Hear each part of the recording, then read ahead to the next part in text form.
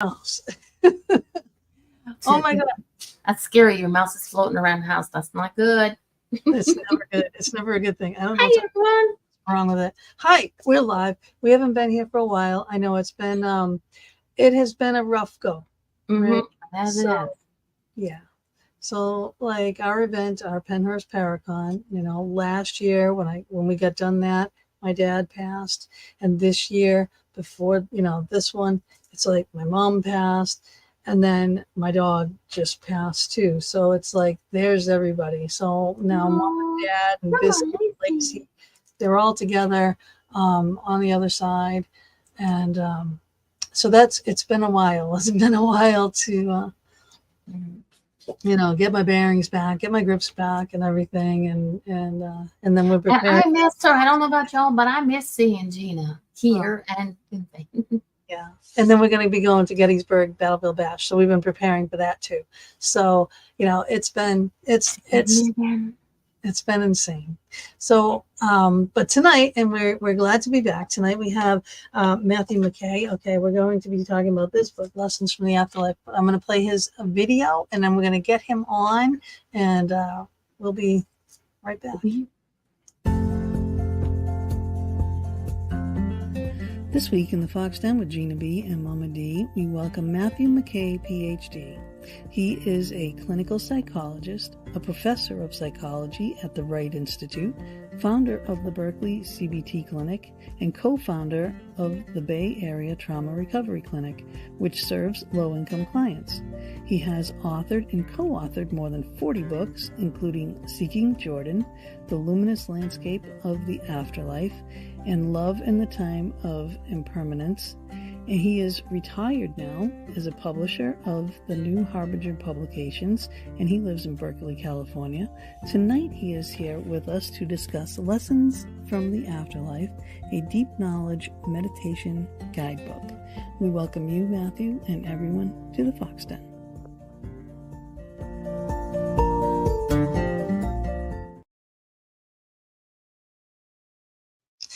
Hi, Matthew. Welcome.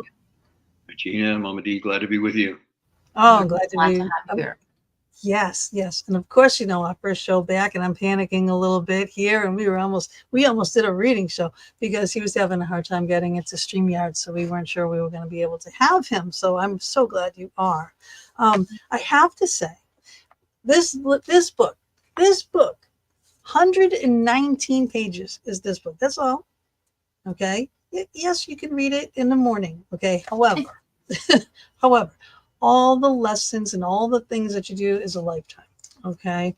There are many things I totally can see and totally agree with, and there's a couple I'm gonna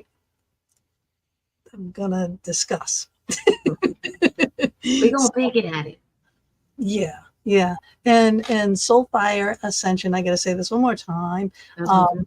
Jonna and Jessime, their show is fabulous. Tomorrow night, Mama D will be co-hosting because Jessime can't be there, so she will be with Raven on Soulfire Ascension. Being twice in a week. Ooh, scary, isn't it?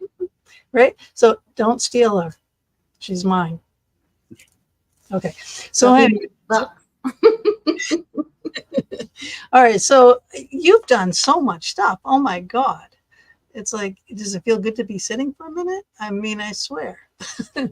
being a professor and a psychologist and doing all this schooling and all these things that you've done, a publisher, no less. I mean, well, what haven't you done?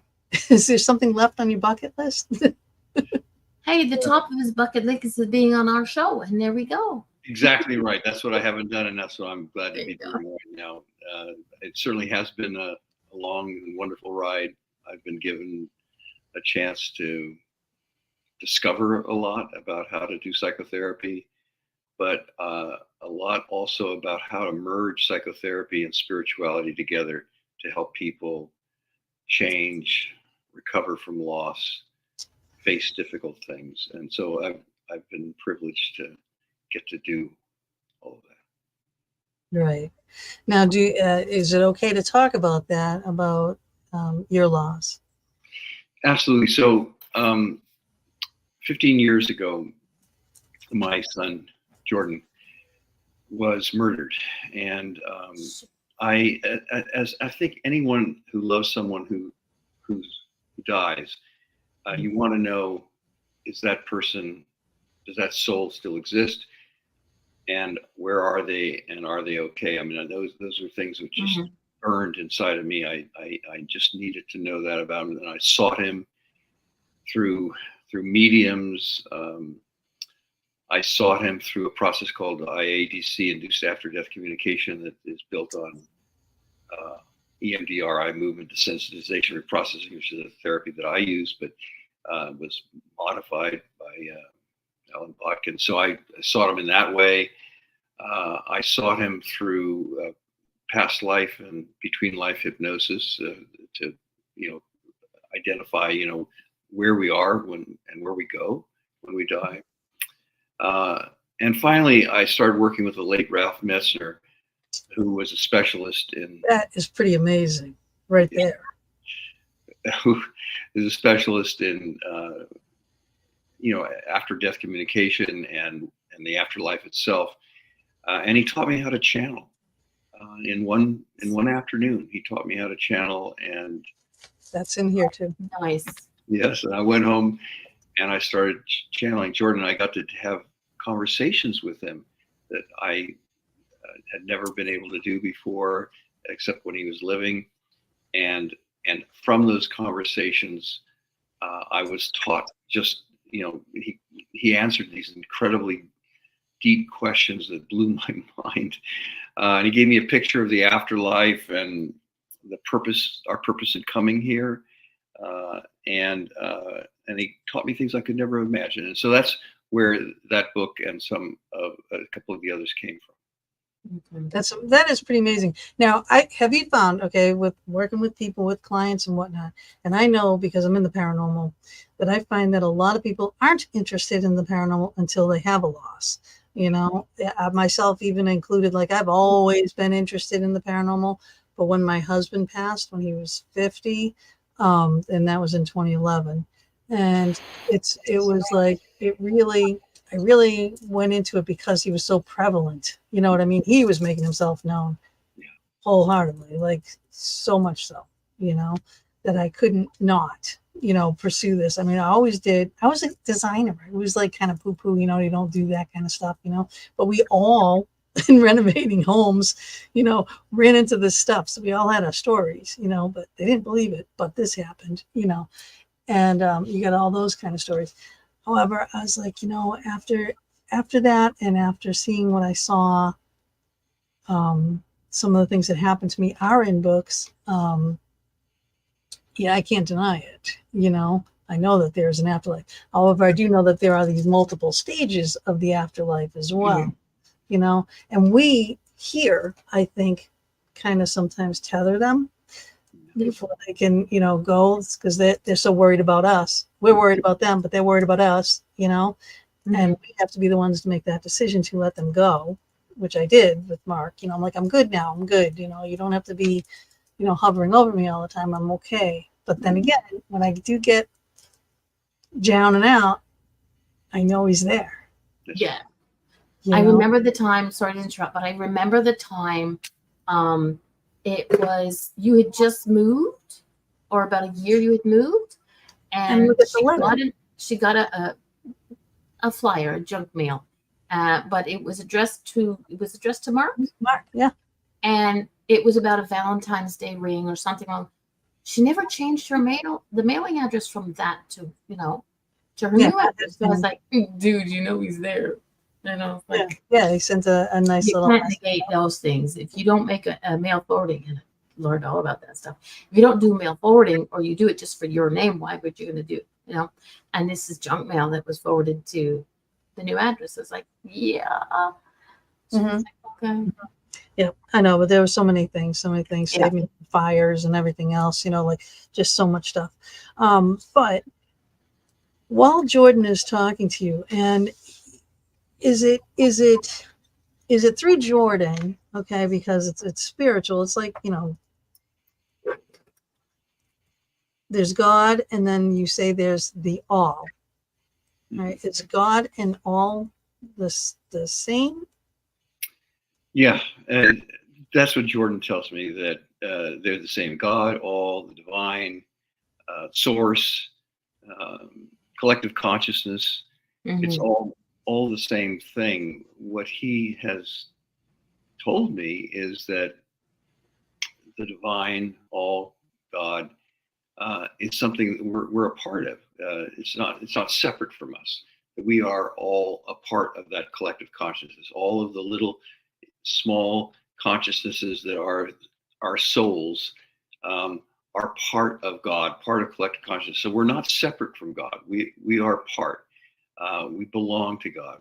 You know, something you were saying really struck me as really deeply true, that, you know, people become interested in the afterlife, in spirituality, oftentimes as a result of the loss. And I've seen lots and lots of clients over the years and worked with clients who have undergone enormous loss and have become, as I was, deeply motivated to find a way to connect. And what they find usually is that their loved one wants to connect with them as well. And their loved one is just a thought away. This is something that Ralph taught me, that when we think of our loved one who has died, that literally opens the channel. We don't oftentimes realize that. We think of them, we feel, remember something between us, we remember moments, we feel sadness, but as we think about them, we are literally opening the channel and we can start communicating. And he showed me that channel is very permeable. It's easy to open, and anyone can open. You don't have to be clairaudient. You don't have to be have great skills or mediumship abilities. In fact, anyone can open the channel between this plane and the afterlife with love. That's really all it takes, and then we can start communicating. And here's one other thing that I just want to mention.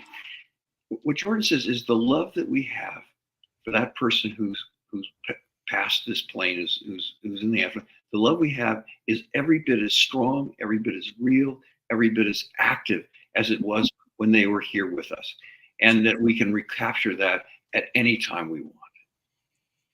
That's a wonderful sentiment. Yes, that's okay. Now I gotta kind of do this. Okay, devil's advocate here. So because I'm in the paranormal and I deal with a lot of different souls. Now I find that Mark is he's doing his thing over there. He's happy over there. He's with his family over there. I know all this. Okay, he's good. But there are many souls that are not happy. There are many souls that were taken, and Jordan is a lucky one, because a lot of people that were taken suddenly, hit by a car accident, train accident, you know what I mean? Something sudden that, they're stuck now, and they don't understand that they're gone. That's really important what you're saying, and you're right. And Jordan confirms that, that souls, that there are souls that actually don't know they're dead. Right. And there are souls that are aware that they're dead, but are resisting the transition to the afterlife. They cling to the physical elements of the earth, and all the emotions that go with it, and the emotions and unresolved issues and unresolved struggles that they may have been in prior to their death. And these emotions are very powerful. So what happens is that, in some cases, souls are holding on to the physical elements of their life, as still observing the areas that they lived and the people they lived with, and we call those ghosts. And they are struggling because they haven't fully accepted the transition. Now, there's a second group of people who are no longer hanging out with the physical plane. They are in what Jordan calls bardos. So you can't get into the afterlife. You can't get into the spirit world if you are full of painful emotions, if you're full of anger, Exactly. full of fear, full of loss. And those emotions have to be resolved to get into the spirit world. And so it's really important that there be a place for these souls to heal and recover. And so there are guides and healers who help these souls on both sides. Yeah. On both sides. Because I'm one of them on this side. Yeah. You know what I mean? And there are some on the other side. Yeah. And you got to get them to understand too, because a lot of it too is fear. And fear is holding them here too, because they're afraid that they did so many wrong things, or, you know, they're not worthy to be able to cross over, or all those other things, all the things you were just mentioning, you know. But it's like, well, I can't go there because of this, you know. And it's like, yes, you can. Yes, you can. All right, let's just clear this slate, and you can go there and you can be with your loved ones, and you can have your next phase, because there's multiple. Yeah, and if you're full of anger because of unresolved issues in your relationships to living souls and the plot scheme of your life, you need to go to a place where some healing can take place. And there are bardos that are specially designed to help souls heal, and healers who support and care for them in those places. But the majority of souls are mostly able to get into the spirit world without having to go through bardos and getting stuck as ghosts on Earth. But there are certainly a significant number who are struggling, and they need our help, and they need the help of healers on the other side. Right. I mean, they were people. You know, they don't understand all these things, you know. And if you're not educated, or if you're just, you know, I mean, so many reasons why. Okay. But it's again, it's that fear and whatnot. And it's like, yes, you can go over there, but then you got to realize too, well, they say, well, no, I'm not going to leave my daughter, and I'm not going to leave my son, and I'm not going to leave my husband here. You know, I got to keep an eye on them. It's like, you can, and you can do that better if you go over, because then you can come back as like a guy and someone that can really truly help them with all this extra knowledge. Sometimes they don't know we can stay connected from the other side. Exactly. They have to go to the other side and discover that the connections and the love still exists. Yep. Yeah. And I coax them to tell them that this is real. You can, exactly. You know, and I have to convince them, you know. Quick question, Matthew, what did you call the in between, we shall call it? The Bordeaux? Yeah. I mean, well, the first place a soul will arrive is what Jordan calls the landing place. And that's the place where we sort of get used to, we're not yet in the spirit world, it's adjacent. And it's where we get used to not having a physical body. So we get used to seeing 360 instead of just straight ahead. We get used to communicating telepathically instead of by voice and sound. We get used to moving by intention rather than actually physically engaging muscle movement. And so we have to go through this period where we're just kind of adjusting. But meanwhile, in that landing place, we're also getting used to our soul's ability to image things. So when an image enters your mind, for a lot of souls, what happens is you project that image energetically, and you see it as if it was real. It's not just an hallucination. You are projecting energetically. And Jordan describes when he gets in the landing place, he started to think about elephants. And suddenly, you know, he's thinking about Yosemite, trying to calm down, like, and he's seeing Yosemite, and he's visualizing it in front of him. And then he thinks of elephants. Now he's got elephants in Yosemite. And then he thinks of something else, and now he's got weird stuff. He's stomping around, and he starts to realize that whatever he imagines, he can create energetically and see images of it. And souls have to get used to that too. Yeah. That would be a big thing. My landing slot would be covered in foxes and butterflies as well. Yeah. And this is why, by the way, you know, when we talk to people who are dead through mediums, oftentimes they'll report, you know, that when they first got to the afterlife, they saw Christ, or they saw Buddha, or they saw this or that. those are actually images that they projected. They expected to see that, and those are images they rejected. It's not like necessarily those entities necessarily show up. And so this idea that when we get to the afterlife, we have to get used to what's in our mind literally starts showing up like a screen in front of us. Yeah, well, that's the thing that a lot of NDEs. Okay, so the near deaths. Okay, they explain the things that they see, and again, I had an experience, and I know what I saw. I didn't get as far as to go through that next phase, but I got right there and realized what was happening and fought my way back myself and slammed into my body. So I was definitely out of my body, but what I saw, what a friend of mine was just on the show the other night talking about near death that he had, and he had a severe heart attack, a major heart attack, and he died several times. And so he was, gone, gone, several times. And what he saw, and he said he saw like a shadow image, and it spoke to him you're mine, you're one of mine, something like that, something that you belong to my kingdom, but you're not supposed to be here now, so go back. So he was told to go back. Yeah, so he saw a guide, and the guide sent him back. Yeah, and sometimes that happens a lot, as you know, to near-death experiencers. They see a guide, and the guide may let them know that they're not ready to transition, and sometimes they're very disappointed about that. You fought your way back, but some folks are like, "Wait a minute, I'm ready to for that." Yeah, they're ready to go. They're ready to see. And I was like, I didn't know what was happening, and I'm like, I'm not walking. I'm just kind of like, I'm floating. I'm in my parents' hallway at my home, and I'm like floating. And I would get to a certain spot and stop, and I'm just confused. I'm just so confused. I'm like, why am I here? What am I doing here? And then all of a sudden I'd move and I'd float again forward, and I was going towards my mom's bedroom door.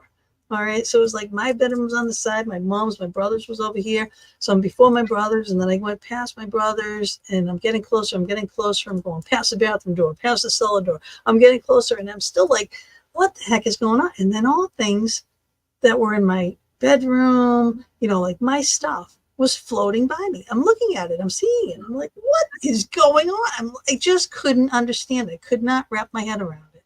And then it's like every time I tried to speak, couldn't speak. Nothing would come out. I tried to grab the objects, couldn't. It would just disappear. So then I float more, and then all of a sudden I can grab the objects. So now I'm looking at it, like candlesticks in my hand. I'm just like, what? I remember this, and I'm like, I remember where I had this. This was on my stereo. And then my stereo goes by. I'm just like, what the heck? And I'm thinking this is kind of funny, you know what I mean? But I'm thinking, am I dreaming? What is going on? But then I tried to throw it. At my mom's door. I'm like panicking now a little bit. And I'm like, I'm thinking to myself that my mom is behind that door and I have to wake her up and she's going to help me.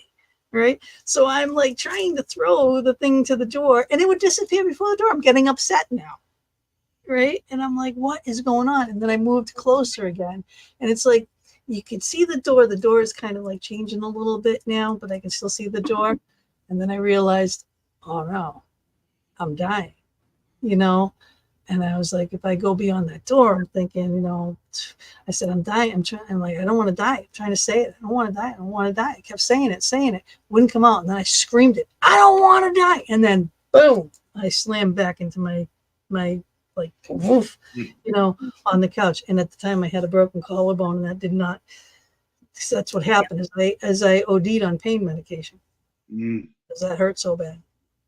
And what I'm hearing though is that what I'm pretty sure has happened is you were in the landing place, and the landing place that Jordan describes it's set up for us. It's just energy. So it's not matter. It's energy, and it's set up for us to feel comfortable. And so you went to a familiar place, the house you grew up in, and the expectation that your mom was there, that you'd be able to see her. So all of that is part of the landing place And you see, you were getting used to all of the things about not having a body. You were starting to get used to not being able to communicate without words, to communicate telepathically, to move without muscle motion. So all the things that I was just describing, you were getting used to. And that's what the landing place is for, is to feel comfortable and get used to not having a body. And then, of course, you weren't ready to die, so you slam back into your body. Yeah, she had too much to do. Yeah. I had stuff to do. I do.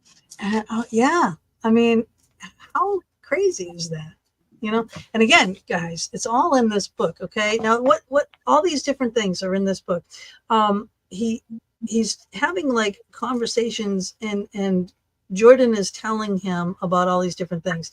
Now I got to bring up the subject that I really want to talk about, because when you say there is no judgment, no good, not bad. Okay. Now, this is what Jordan told you, right? How, if we're not supposed to judge people, right? And then how are we supposed to know who is good and who is bad in the world, for us to be acquainted with, to protect ourselves? We have to actually judge. We have to judge for our own safety. That's one thing. Two is, we were brought up as without good, without evil, there's no good. Without love, hate, this, that, all those things, all the opposites, right? So without one, there isn't the other.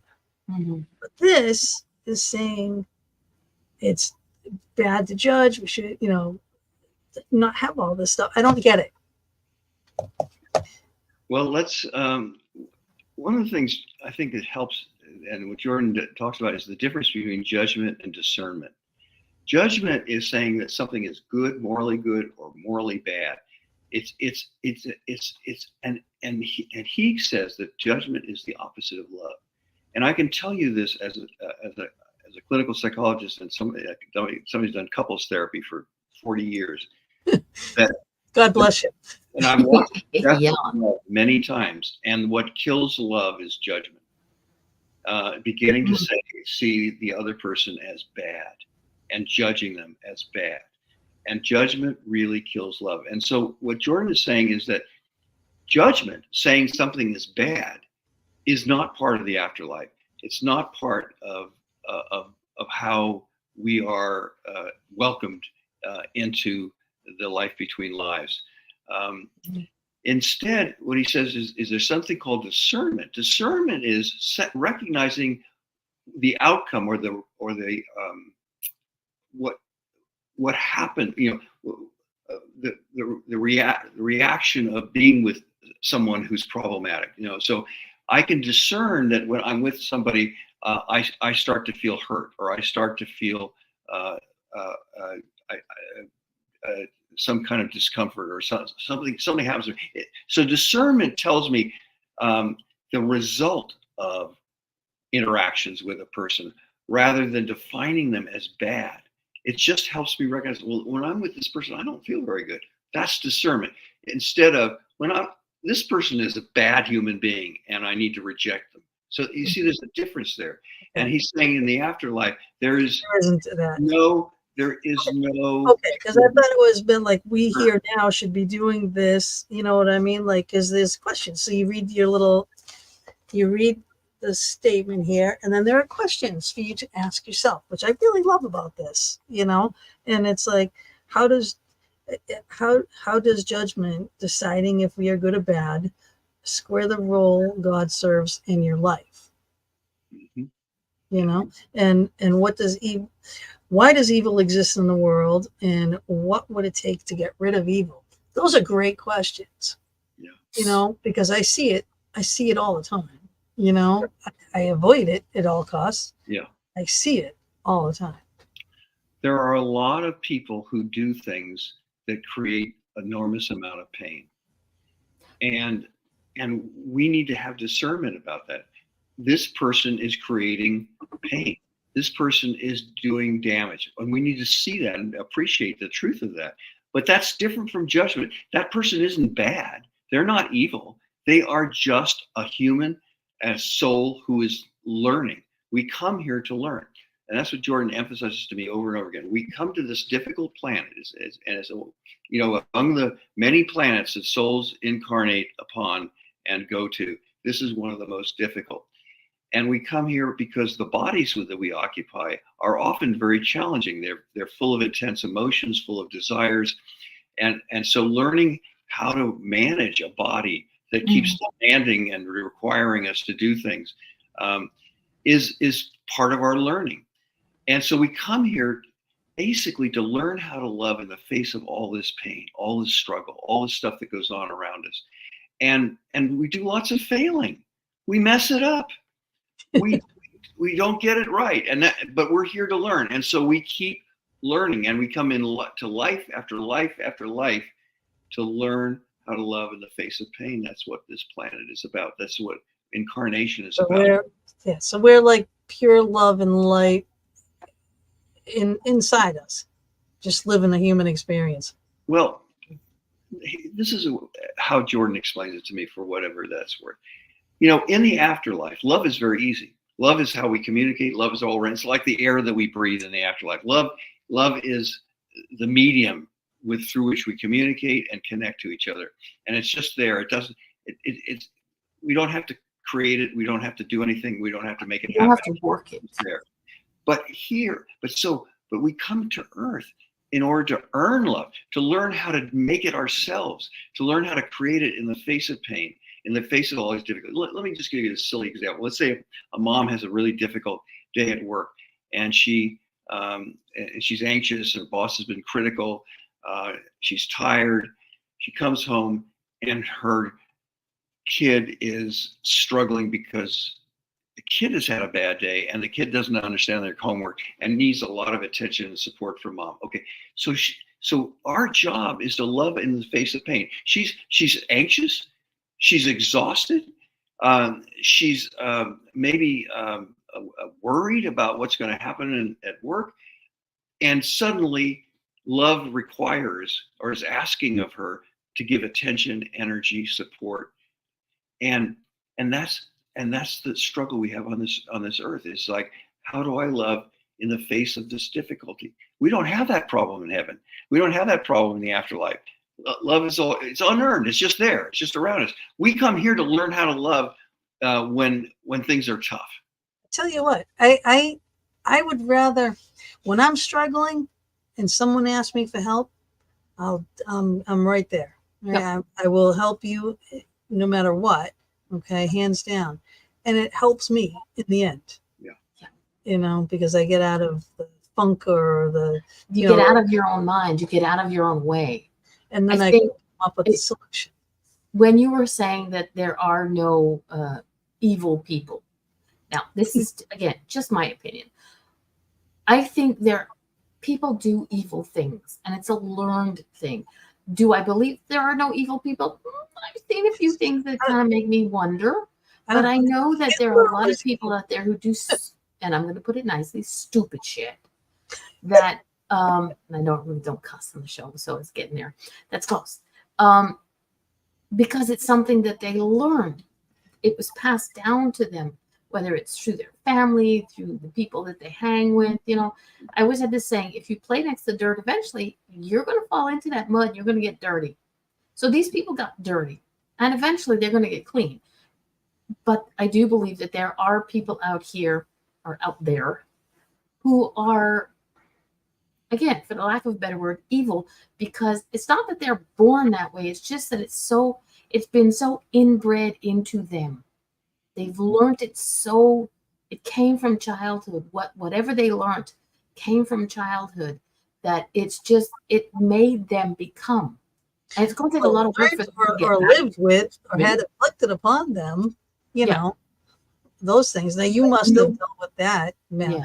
Nobody was born evil. No child is born evil or learning hate or racism or all those other things that would make my eyes twitch. It's a learned thing. And I think a lot of the negative things that people do, again, is a learned thing. And I've been very accused of seeing life through rose-colored glasses, and it's like I find the good in. I haven't yet found something that's negative, but I find the good in everything. because that's who I am. But I agree with you. I mean, let's take domestic violence, for example. Mhm. People who commit domestic violence almost exclusively grew up in families and in homes where somebody was violent. Yep. And and what they did is they learned that when you're in pain, when something feels bad to you, if you inflict violence, maybe you On feel somebody else. maybe you feel more powerful. Maybe some of that pain goes away. So they've learned that as a coping strategy. Just what you're saying. Yeah. I totally agree with you. They've learned that as a coping strategy, and they may have to go a number of lifetimes. Mhm.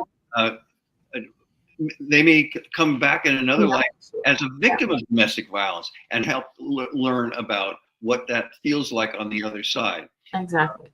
And so I guess what I'm saying is that it's not so much, I mean, domestic violence is an incredibly damaging behavior. Mhm. And it's also not from the point of view of the afterlife. Yeah. It's not something that's evil. It's something that we are learning about and Yeah.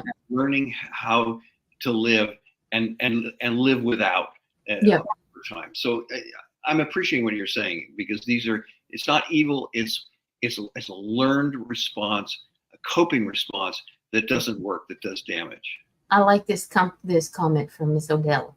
There are actually people with psychopathic brain structures. They are far more capable of adopting an evil lifestyle or outlook. That's right.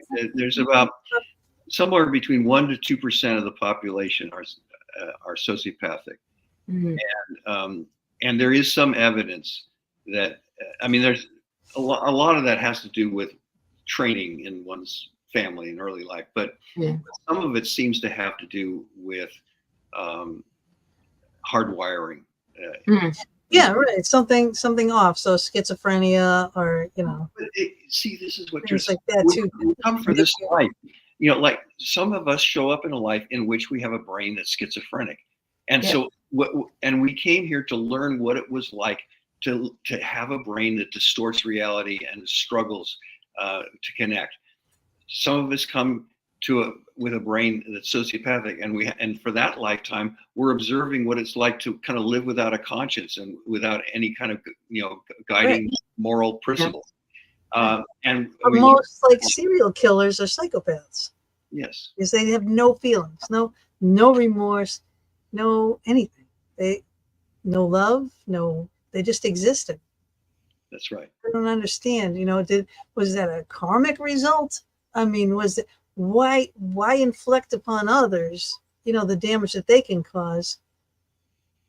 Maybe that's the only way. And again, we're getting into like a really crazy area of conversation, but I think maybe that's the only way that they can feel, good, bad, or otherwise. It's like attention. When mom's busy and you're busy cooking supper and your child wants attention, or in this case, 2-legged or 4-legged, they want attention. They don't care what kind of attention it is, negative or positive. It's attention. I think psychopaths or serial killers, the case may be, please don't come after me, guys. It's giving them the attention. It's getting them the attention that they think that they need. Narcissists need that too. Narcissists. So we come into these bodies. We choose bodies and lives in the afterlife. In our next incarnation, we do get several choices, and we often choose bodies that are damaged, and not just psychologically damaged, but physically damaged. They have a disease that the person will die young, or the person will struggle with a disease throughout life. And we choose those bodies because they offer lessons that we are trying to learn. Yeah. And the same thing is choosing a body that has psychological liabilities, and we learn from those. And you have to think from Jordan's point of view, in the long term, we have hundreds of lives, and so it's not just that you have one life and that it's over and out. It's we have hundreds of lives, and many times we choose lives in places that are very difficult, that are war-torn, where there's all kinds of struggle. We choose families that are tremendously disrupted and dysfunctional, because every one of these experiences and bodies that are problematic, all of these experiences have lessons for us to learn, and we choose willingly those difficult circumstances because the lessons are so rich.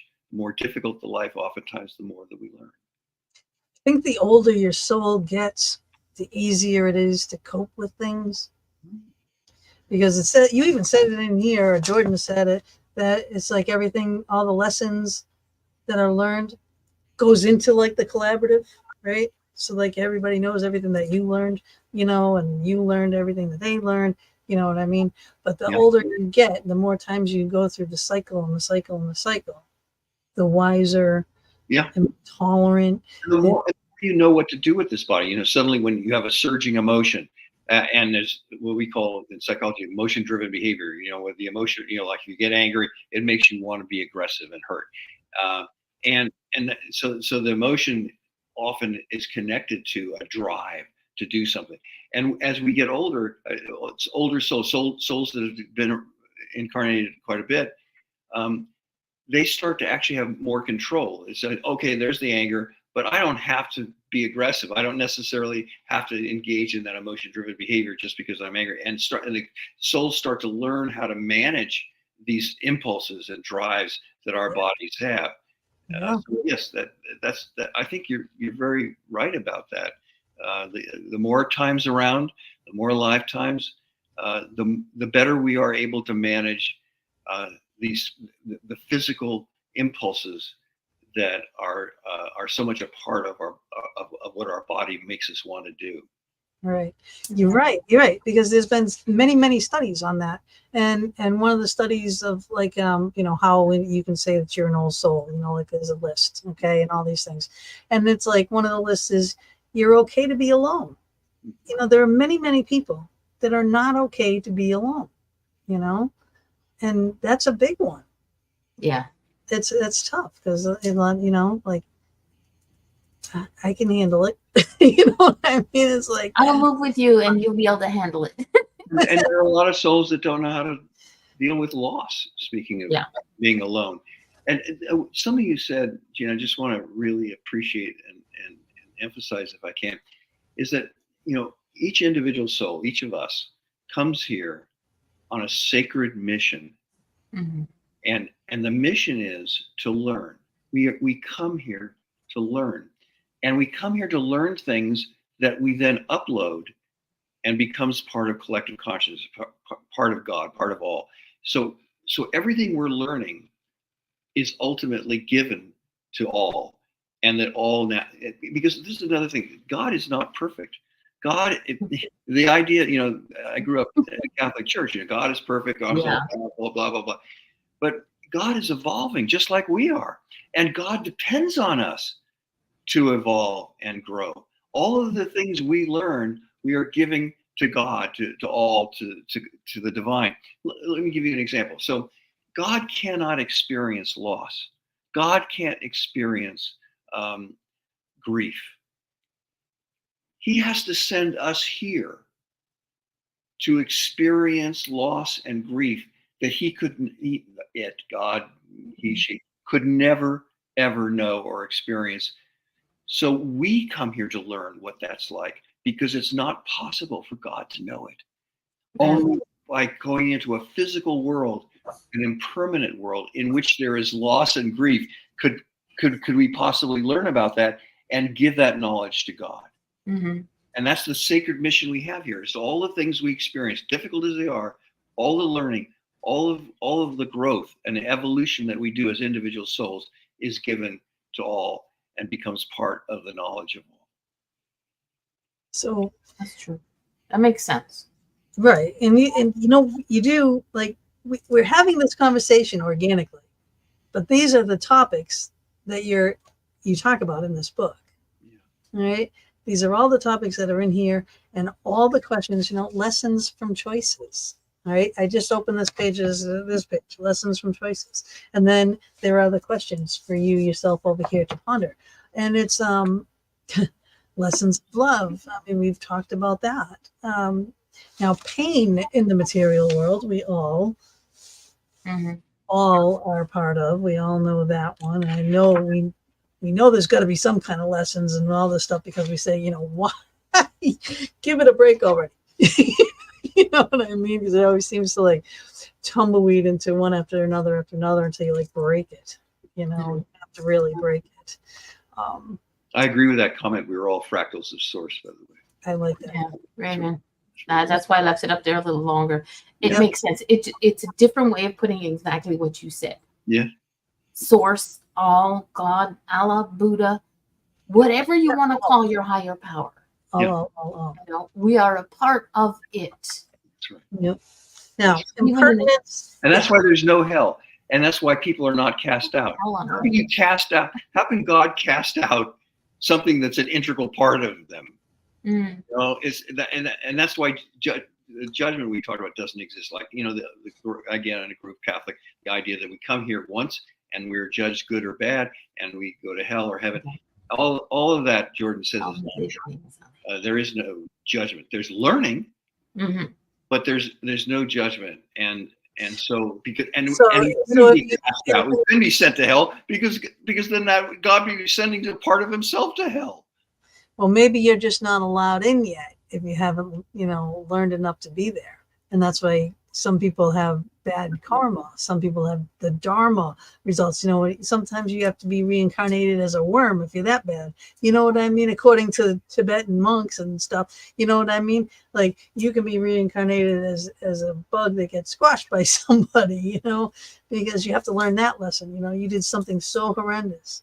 Well, Jordan says, and I don't know. I mean, you know, he's talking to me from the other side. I'm just basically a scribe that writes down the things that he says. But you, the ghostwriter, we are only able to we only incarnate as conscious beings that are capable of abstract thought and learning. You don't incarnate as a bug, because a bug isn't capable of abstraction, thought, and learning. So we incarnate only in bodies that have the capacity to think, to learn, to conceptualize and make sense of things, because that's our job. Our job is to come and do that. So we wouldn't come as a bug. But they have said that. They have said that. It's in scrolls. It's written. It's all this stuff. They believe. According to Jordan, they're wrong. I'm not an authority, but according to him, we only incarnate. Now, I'll tell you another source, though. You may have read Michael Newton's work, Journey of Souls. I have not, but if you recommend it, I will. I love reading. Destiny of Souls. Now, Newton is fascinating. He was a clinical psychologist and a hypnotist, like I am. And he knew how to hypnotize people into past lives. And which is a pretty common, thing to do. And it's, I do it with people sometimes. And there's some value in that. But he made a kind of a funny mistake once. He progressed this woman from she was in her past life, and he progressed her to her death, and then she bounced into this world that he had no idea what was going on there. And so Newton did this with 7,000 people before he ever wrote a book. 7,000 people he progressed into the life between lives. He discovered a hypnotic process to progress people. And I've done it myself quite a few times with people. Mm-hmm. And in that life between lives, these 7,000 people described almost the same thing. Almost everyone described the exact same experience, which is amazing because they didn't know what it was. He didn't prep them before he did hypnosis. But the other thing is that what he described is in all these people were describing their choices of new lives and the choices in terms of next incarnation and so forth. No one, according to Newton's experience and the people that he hypnotized, no one incarnates in any other thing than a body that has cognitive soul. I would think a soul. Well, they are souls, and their soul then enters a body. Mm-hmm. And in different planets, of course, the bodies are different and have different capabilities. But souls only enter physical bodies that are capable of abstraction and learning. Right. Now, basically, everybody enters into the same species, we shall say. well, I mean, they're in different body planets. with the soul. The bodies No, look what I'm saying, on this planet, we On will end. When I kick the bucket, I'm gonna come back as a human. yes, you are. Because I am human, so it has to be within my same species. That's right. And when people look in past lives, no one ever experiences a past life as an animal or a bug or anything like that. They only No, experience not animal, life but as humans. no, but a different being. You know, definitely a different being. Amity and I did this together. Where she's going to co-host tomorrow. Donna does that. Donna Raven Long. She does aura regression. Past life regressions. And we did that. We were both of us were brought back. I went through 3 different lives in the past. One that I knew of already, and a couple that were new. We've had on our show like Chris. Oh God. I got books. Yeah, I get the book. Yeah, he does past life regression therapy too, but to get rid of fears and phobias and things like that. So he'll take you back to find out, why are you afraid of water? Why are you afraid of drowning? Why? That's what Newton did. That's what Newton did. Yeah, and that's how he discovered the life between lives, by doing that. Yeah. Yeah. So, and then he would get rid of those, and then he would take that person to your soul family and like heal that, like what you were saying. To heal those things, to be able to go on. Okay, at the beginning of the show, we were talking about that. All right, so this is resolved now. So now this person can now not be afraid of water. When you come out of it, you're not afraid of water.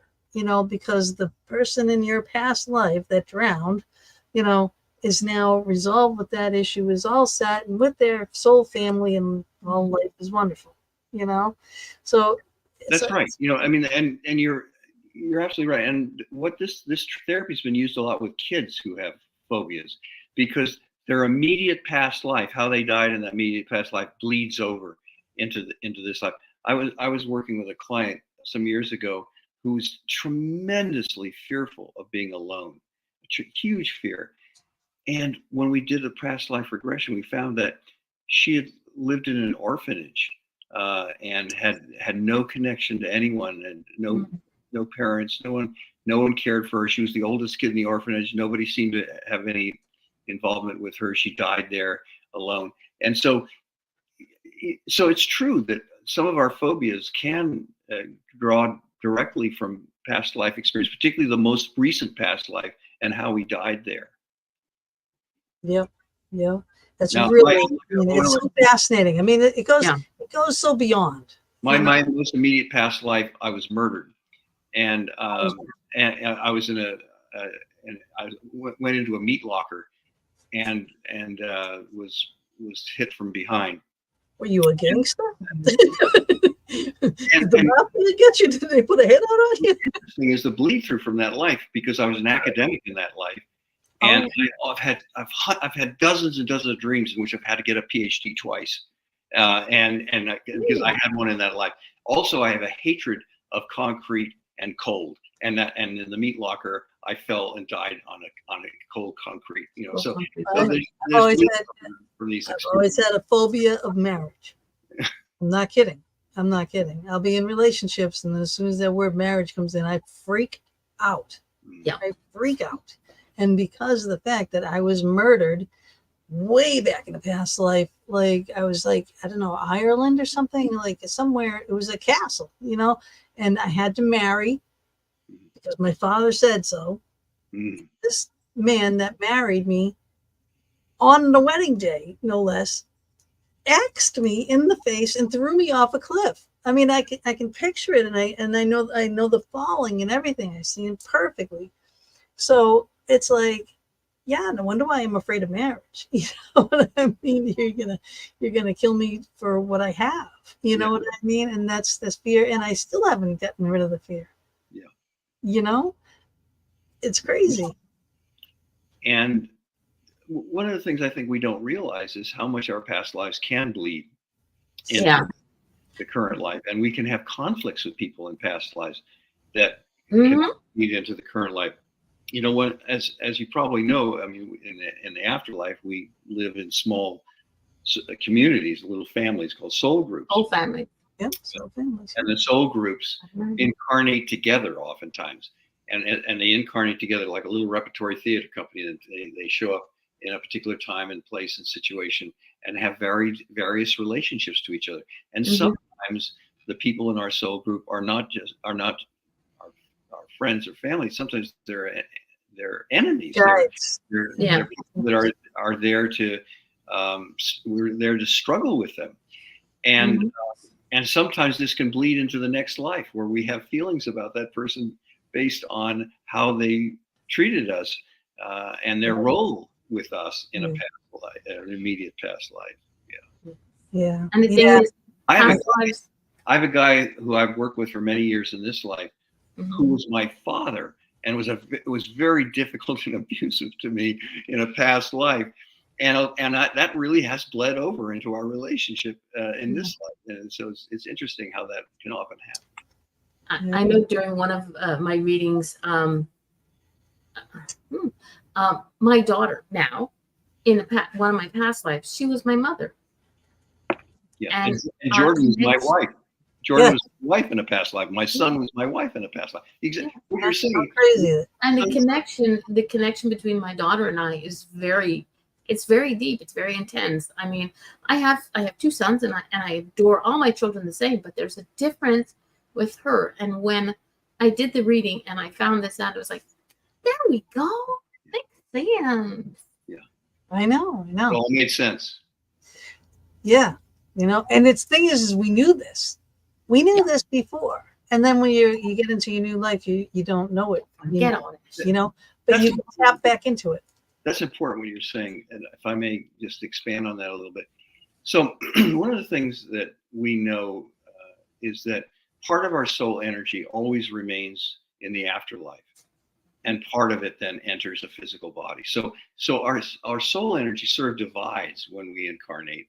Some of it always remains with our soul group in the afterlife. Some of it enters the physical body.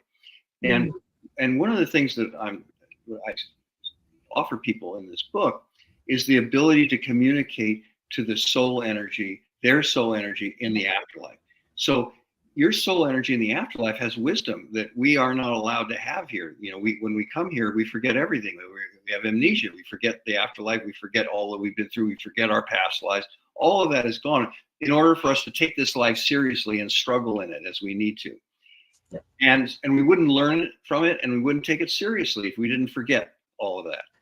So, but part of our soul energy is always there in the afterlife. Our higher self always remains there, and we can communicate with that self. And there's a simple meditation process to actually communicate to your soul and connect with some of the knowledge that you have there that is not usually available to us in our physical bodies. So it's important to know that we actually have access to wisdom that is available, that our own wisdom, our own experience, our own history, all of the things we've learned, we have some access to that, and there's ways to connect to that. Yeah. That was a good question that you had up there. So where was that question? This one.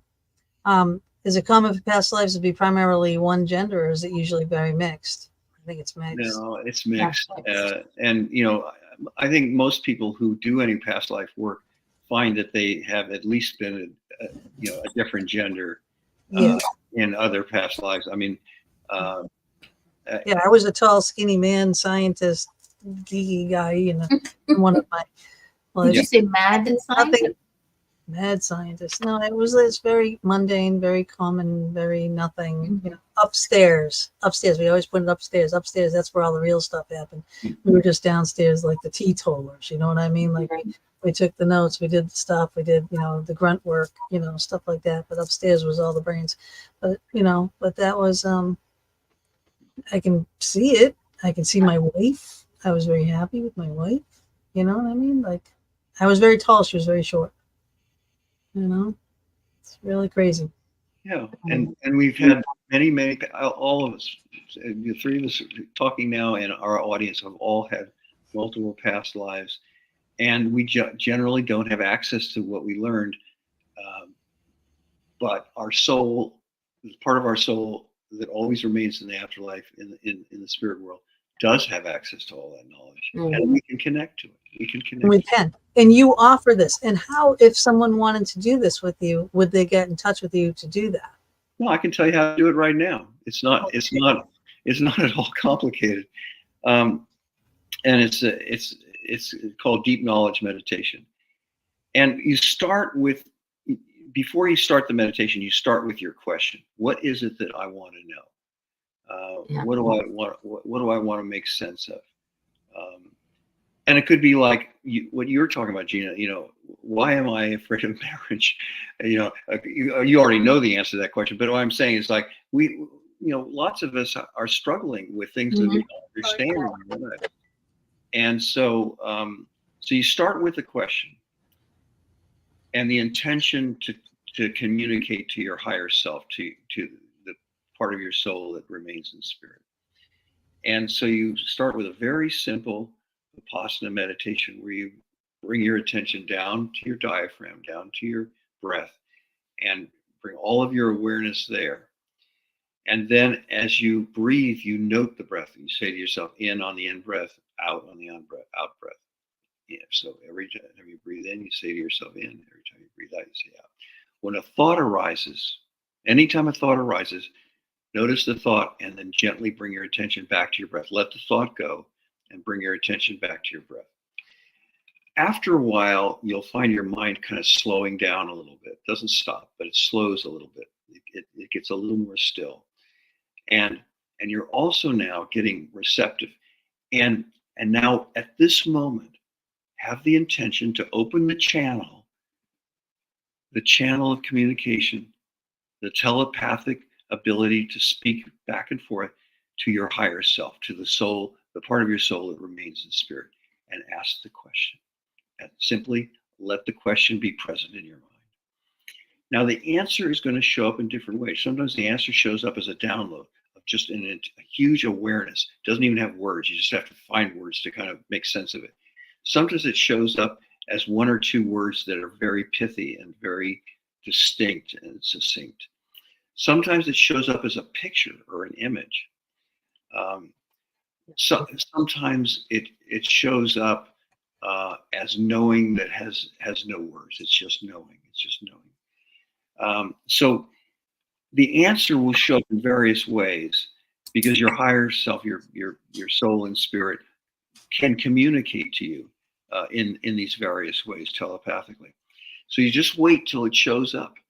I teach a graduate school course on psychology and spirituality, and I teach this meditation to my students, and they love it because it connects them to what we sometimes call wise mind, which is really our spirit self, and they get answers to things, and they just love the experience of how the answers show up and sort of deciphering the answer they get. So anyway, so that's the meditation process that I teach. I love it because I have that clear knowing thing. Doing construction my whole life. I would be even though I've done everything. Hold on. Even though I've done all this stuff, right, my whole life, like I know how to do a lot of things. Some things I didn't. I would still take the job because I know it will come to me. Then I'll know every single aspect and know exactly how to do that job. I know I will, and I do every time. And where that comes from, I don't know. I don't know if I poked that hole and left it open and it just keeps coming, and it always has my whole life. Yeah, it could be bleed through from a past life. I mean, that's yeah. So what were you going to say, Mama? Okay, quick question. We're at that little bit past the halfway point. Matthew, how, if people want to get a hold of you to take one of your courses or to learn from you or to buy your book, aside from the fact that it's on Amazon, how can people get a hold of you? Because I was not able to find your social media links, which is really not good for I don't really have much. There's a website called seekingjordan.com, and it has writings of Jordan, essays and so forth that he's written or given me to give to people. and it describes the books and so forth and so on. Yeah. Here's some of the books that you've authored and co-authored. So there's a lot of books here. Seeking Jordan, I definitely want to get. The ones that I kind of highlighted there.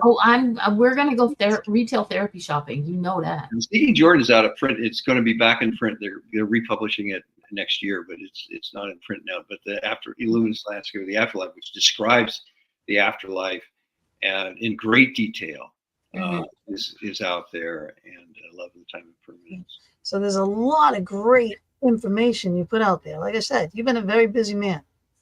Yes, I have. And your sole purpose is helping people. We all have a mission, and part of I guess one of my missions has been to teach, and so that's where the books came from, sort of a drive to teach. That is incredible. I like it when people share the knowledge that they have, and this is what I adore about this show, is that yes, everybody has a book, has a deck, has a whatever, and they do sell it for lack of a better word, they do. But on this show, people give away so much. The knowledge that you're sharing with our audience and with Gina and I, it's amazing. This is not, most people think, I can't do it. Yeah, perfect. Is that correct? Also in the chat. It's amazing that you came on this show and you're willing to share the knowledge that Jordan has passed on to you, and the knowledge that you've learned through your own experiences in life. So again, before we go anywhere, I need to thank you on that one. It's like, again, Gina and I are going to go retail therapy shopping in your website and all your books. Gina has one already, I think, but look good. Yeah, I know. I was like, oh, this is a quick read. I'll do it. And it's like I sat down one morning. Yeah, in the morning I read it. It took hour and a half. It's because it's not long. But if I was doing this, like how I would suggest you people to buy this book and actually work this book, don't just read it. Well, you read it first. Read it cover to cover. Read it. Just do it. All right, but then go back, okay, and go chapter to chapter, and seriously contemplate the questions that are in here. Why are moments when life has what are the moments when life has felt precious? What did you learn from these moments? Have you ever felt a sense of lessons from past lives or knowledge from the spirit world? What did you know? I mean, these are like really, these are things to get to know yourself. You just sit there, and if you contemplate those, and if you ask these questions and you do that meditation that he tells you how to do in here step by step in the back of the book, all things, and there's even things that you can ask while you're channeling, all this stuff, everything that we talked about tonight, even though it's been an organic conversation, is in here, so he's touched on all of it. I can't even imagine the other books. I can't. You're amazing. You're amazing. You're very insightful. Jordan has helped you a lot. He has definitely shown you quite a bit. But I think Jordan is still on his path too. And I think there's still even more for Jordan to see, because you're going to go from one phase to another phase to where we're. Yeah. And Jordan is learning too, just like we are. Yeah. We're all in the same boat. He's actually incarnated again. He's a young girl. And he's living it. But you notice again, he can still have his Jordan consciousness in the afterlife while part of his energy is incarnated once again. Right. Right. Because we are all these loved ones. That's true of all of our loved ones. They are often reincarnating after a period of time. And so we can still connect to them because their soul energy is still part of their soul energy is still in the afterlife and still eternally available to us to connect to and express love back and forth. Right, because there's your collective. This is the all. That person is in there. However, the energy part is going on and continuing the life here, and and then part of that energy is also going there and continuing the life there. But yet, yes, still a part of this. That's pretty amazing. I think it's so fascinating, and I think it's I think because of shows like this, because of people like you writing books like this, all right, this wasn't out way back when. No one was contemplating all this stuff. We're such an enlightened species now. Like a lot more knowledge is out there. So I feel like it's shameful, and it's like not shameful. I feel like too bad that we have to suffer a great loss to start diving into this type of realm. When did you start channeling through with Jordan? When did he die? Just a little less than a year after he died. And when did he die? He died 15 years ago. Sorry, repeat that again. 15 years. 15 years. Okay. 15 years ago. And so about a year later, I started channeling with him, and I've had hundreds and hundreds and hundreds of conversations with him at that time. We generally channel about once a week. Do you notice, and it's a question, it's something that's in my brain. Do you notice a difference since COVID hit? Sorry, told you she'd eventually show herself. I don't notice a difference in Jordan. No, but I mean, do you notice the people are more open to hearing what you have to say and what everybody else has to say? I see. People were stuck at home. They had to turn more inward. I think there's more openness in part because there's been more loss. Yeah. A million people in this country died from COVID, and there are all of those losses that we experienced, but also the loss in terms of functioning. Like we lost some of our social connections, some of our abilities to feel close to others because we were isolated. So there's been a lot of loss. And I think loss oddly promotes spiritual awareness. And that's what the book I wrote, Love in the Time of Impermanence, is sort of about that. It's like impermanence and loss teaches us about love, teaches us how to love. And it teaches us about our spiritual mission in life. So I think that because there's been so much loss connected to COVID, we may be seeing more of a surge of spiritual awareness than before. I think that's quite possible. Yeah, and people they were sitting there doing nothing because they had to be home and watching more podcasts, connecting this way and learning here, like, hey, maybe there's something to this. Maybe there's something to that. Maybe I'll try this, yes. Now I want to ask you, I'm going to just flip that on to you. All right. You talk about the illumination. Okay. And that's a necessary prerequisite. I really should put my glasses on wherever they are. You want mine? Yeah. I'm holding my hair up. Leave me alone. I don't know where they are. Illumination is a necessary prerequisite and product of seeing and knowing.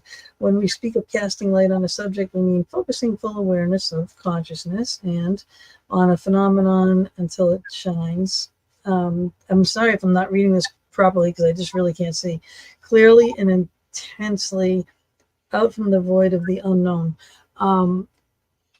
Basically, we want to know something. We go to a dark room, you turn a light on, and because you see what's in there, because you don't know what's in there if it's dark, right? Now, for us to get to the other side, when you say illuminate, we have to be illuminated ourselves in order to get to the other side. What are you saying? Yeah, I think I'm appreciating you kind of keying in on that. Really, he's talking about consciousness. Illumination is consciousness. So the way he understands it is that God did not always exist, or source. There was something in the dark void called primal energy, just potential energy. Primal energy is potential, but the energy also has the capacity to evolve, and that's one of the things about energy. It has the capacity to evolve, and the first thing eventually it evolves into is light. So primal energy evolves into light. And then light becomes aware of itself, becomes conscious. So light is consciousness. And so that's the beginning of God. Primal energy starts to coalesce into light. The light becomes aware of itself, becomes conscious, and that first consciousness is God, is source, the divine, all. And then God goes on, or divine goes on, to create individual souls and a physical universe in order to grow and evolve. So the light is the center of everything, because it is awareness, it is consciousness, the consciousness of all, but also our little individual soul consciousness with which we learn and evolve as individual souls. It's just, there's so much going on in this 119-page book. I can't even understand. You just don't even understand. All right. So Lessons from the Afterlife, a deep knowledge meditation guidebook. Get it. You'll thank me later. All right. I mean, I'm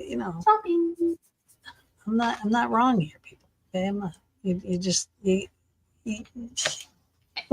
Everybody's gonna have something. In every show that we do, I'm honest. I end up going retail therapy afterwards because I'm in Canada. I don't get the books. Sometimes I'll get the books in PDF file so I can read them that way. But I'd rather have it like Gina. I'd rather have the actual book in hand. So it's retail therapy after the show. Y'all need to go do that, because when Gina is pumped about books, and generally she's pumped about all the books that come on our show, but like she's like pretty much. But when I dog eat her and everything, and so many, I don't even, where's my camera? So many dog ears, so many things are circled. This whole thing is circled. You know what I mean? Like, love in the face of pain. That's circled. You know, entanglement and the other. The word entanglement and the other? Mm-hmm. Please. Because we're all part of the same consciousness, the same energy. When we see one another, we can recognize the other as part of ourselves. Okay, I like that. Right? So there's more. Right? So if you want to know more, then you get the book. Right? But there's love and entanglement is the whole chapter. You know what I mean? So there's a lot more. Okay. Yeah, and one of the things that Jordan says a lot is that love is the gravitational force that holds everything, that makes sense. All the physical universe together. It's the affinity things have for each other. Love is the affinity that things have for each other, and love is what joins us and connects us to everything. And love is a form of entanglement, and that we are, love means that I get to recognize that me and you are the same thing. We're entangled with love of connection, of awareness, of seeing and knowing. And one other thing that Jordan talks about that's sort of interesting, that he's been talking about a lot lately, is tribalism, and how it creates this sort of us versus them mentality. And we're seeing that a lot now. We're seeing a very strong surge of tribalism, and that we are. Yes, I'm living that right now. Yeah, and we're also at the same time seeing a movement toward awareness of oneness, and the tribalism is kind of a reaction to our moving toward a sense of oneness, of all belonging, of all being connected, of all being united with love. And the tribalism is like, no, we're not united at all. It's us and them. Us and us and them, and you do this and pointing fingers. It's like, oh my good God. Tribalism has a lot of judgment. Just go point in the mirror and fix yourself, and we'll all be good. And Jordan is saying, we are evolving toward oneness, but it's a rough road, and there's a lot of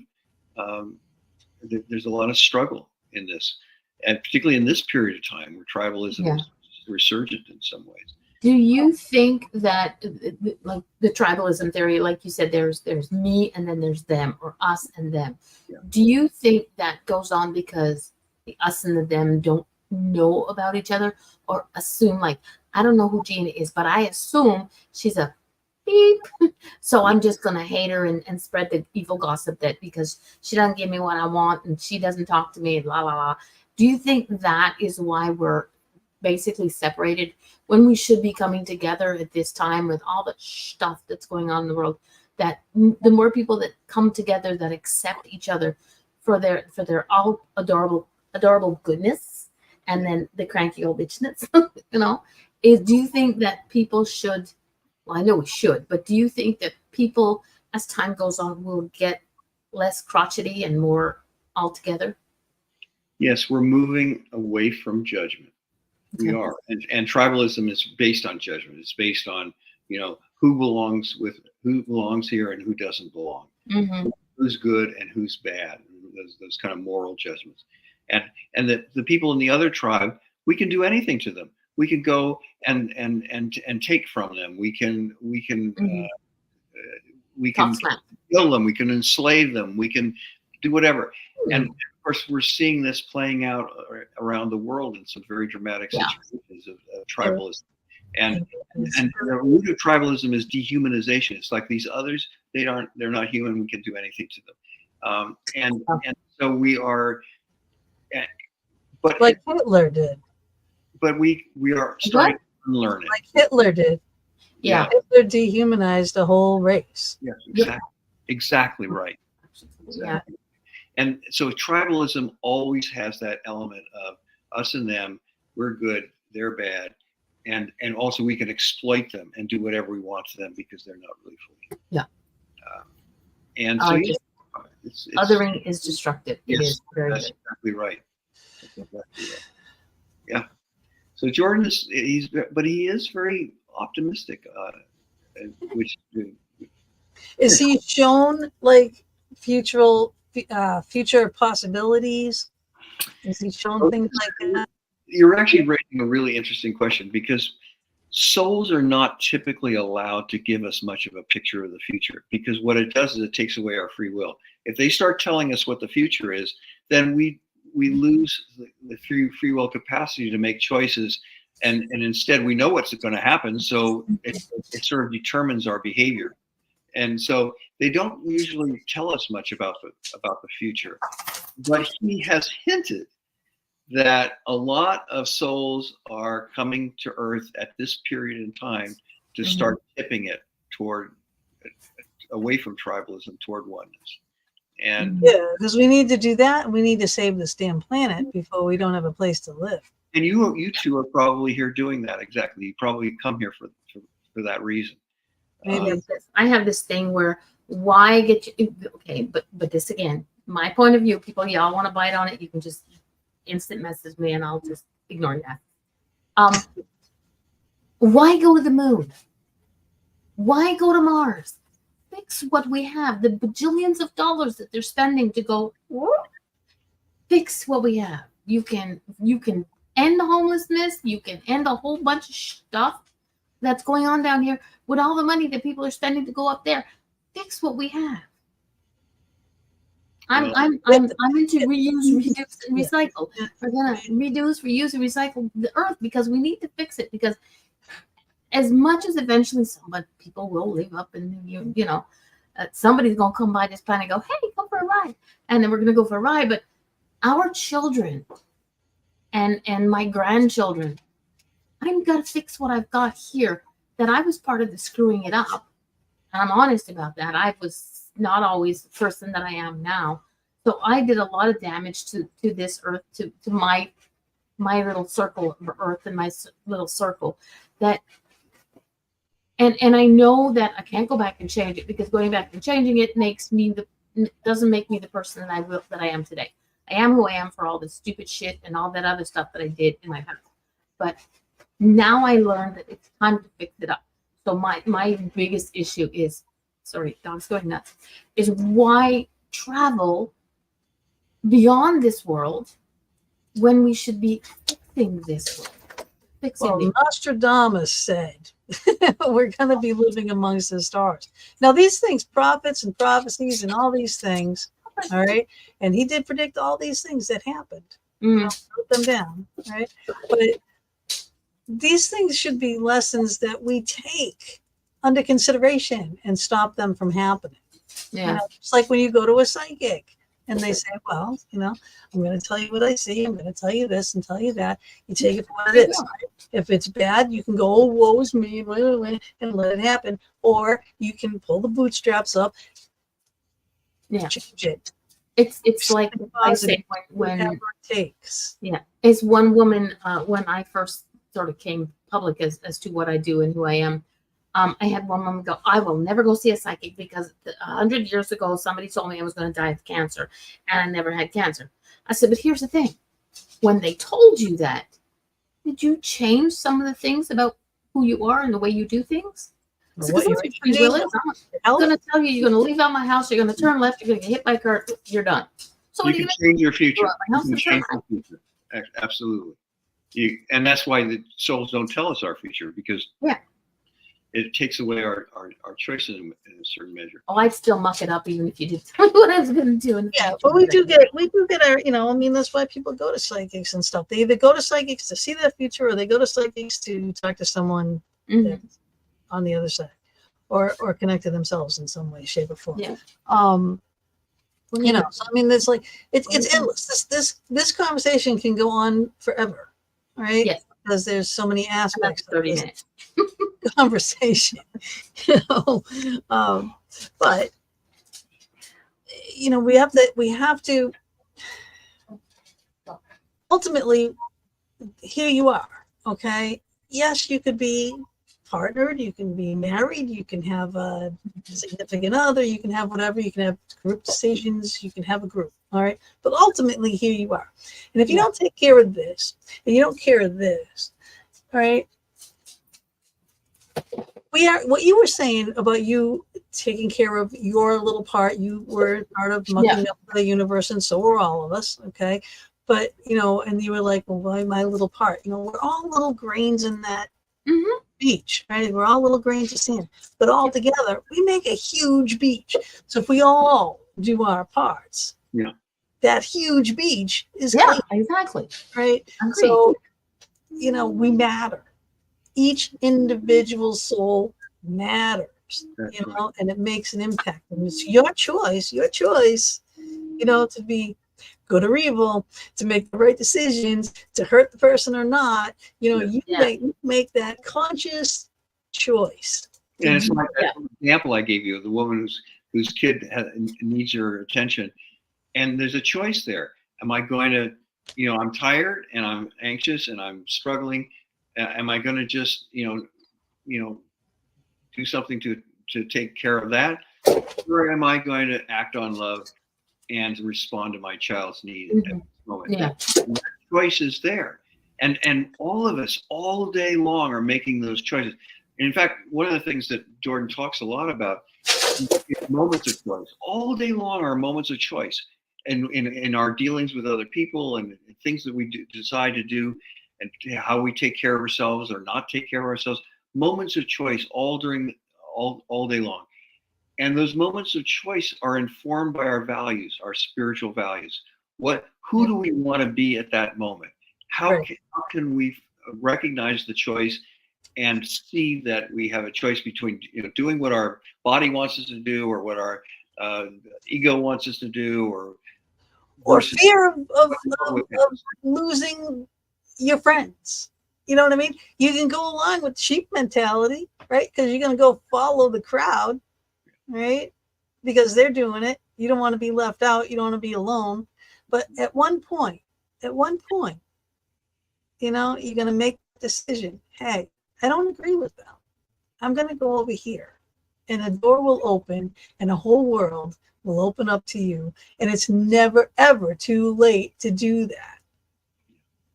And as a society, collectively, we make a lot of choices. And this is what I think you were saying. We may choose to build a bunch of aircraft carriers instead of educating our youth, and we may choose to try to send somebody to Mars instead of taking care of people who don't have enough nutrition and are not. And are unhoused, so we're making choices collectively based on our values, and some of those choices aren't very good. and because our values are not really very good. They're not informing and leading us to make choices that are supporting all of us. They're Right. on one. Society as a whole has become very selfish. Right? Yes. You know what I mean? Very, very selfish. You got to get out of that. What about me? What about me? What about me? Look at me, look at me, look at me. Right? Stop it. Stop it. Because there's a whole world out there. That's exactly right. Because love is the thing that unites us, and we have to start recognizing that we're connected with love and start acting on it and making choices based on love as opposed to ego or desire or aggrandizement of ourselves. So this is pack mentality. There are so many different levels to love. There's love of like I love my dogs. They're my babies. I love my children, and I love all my friends. Like some people go, how can you love everybody? Because that's who I am. That's what I do. That's how. Yeah. That is. It's how can you love everybody? Because I do. Mama's fur babies are waiting to play back there. Yes, they are. But some people don't get it. As like, again, that's my thing. You look through life through rose-colored glasses to see all the good. I choose to. If I'm gonna sit there and watch the TV, no, I don't watch TV. There's too much negative BS on there. I mean, if I want to see BS, I can just watch George on Facebook. Watching the news depresses me in a second. Can't do that. But Mama D, I think you're right. That I think in some ways, one of the most important things that we come here to learn is how to love everything, how to love even what's ugly, even what's deformed. The person with the greatest damage is often the greatest teacher of love. Yep. And so we we are learning to love. Sorry. So funny. Do you want to add a comment in there? I think he froze. Oh no, we didn't. Okay. No, but he's just making a really, really great point there. Yeah, and it's true. We stop looking at people and things through your eyes, and it's like when people write to me and they misspell shit. I'm okay because I do that often, but I've learned to stop reading with my eyes. I read with my heart. I know what people are going to say. I know what people are meaning to say. I know what they want to say. And if I'll either listen to it and accept it or I won't. And it's just like, sit it by the wayside. Yeah. We need to see each other with our heart. Yes, that too. Yeah. Because I can't just look at Gina and go, she's a blonde. I don't like blondes. It doesn't happen. It's like, all redheads are crazy. I don't like blondes. Blondes are a different tribe. Your point exactly is right. Yeah. And again, tribalism leads us away from love and toward judgment. Yep. So true. So true. So true. So true. But again, we do need a healthy, thing of judgment here just to protect ourselves. You know what I mean? You got to stay away from evil. Evil, I do believe, does exist. As a choice. Stay away from crotchety people. They're not evil; they're crotchety. And and just back to love for a second, and as a gravitational force. This is what Jordan says, that love is a gravitational force that connects everything. It connects atoms, solar systems, all of consciousness. It connects the living and the dead, and that love is the connection. And every act that connects us is an act of love. And he just emphasizes over and over again. And he keeps telling me, saying, Dad, you need to start every day by figuring out where can you bring love into your life this day. You brought it into the box den tonight. There you go. And it's fun. It's when people say, I used to get up and go. And then I learned that maybe stay away from ego. Well, we do need a certain amount of ego. We just can't be egotistic. But I wake up every morning and sit up on the edge of my bed, feet on the ground. I go, I'm thankful for, aside from the fact waking up, still in pain, but the body is still there because it's hurting. and I'm okay with it. But find something that you're thankful for and just run with that. You know? Yeah, gratitude goes a long way. Gratitude destroys evil and negativity, you know, because like I said, you know, you can wake up and you can win, the black cloud. Why is the black cloud? Why is this always happening to me? Oh my God. You know, it's like, because there you are. Yeah. Right? Wherever you go, there you are. You can't get away from it, right? You can't. You make the conscious decision. All right, well, this isn't going to bother me. Yes, this happened. Okay, I'm not going to dwell on it. Okay, what's the positive? Did I learn something from this? What, you know, all these bad things, but what's the good thing? There's got to be something good. And I don't care who you are. Something bad has happened to everybody. All right, everybody. But in turn, something good has always come out of it. What is that?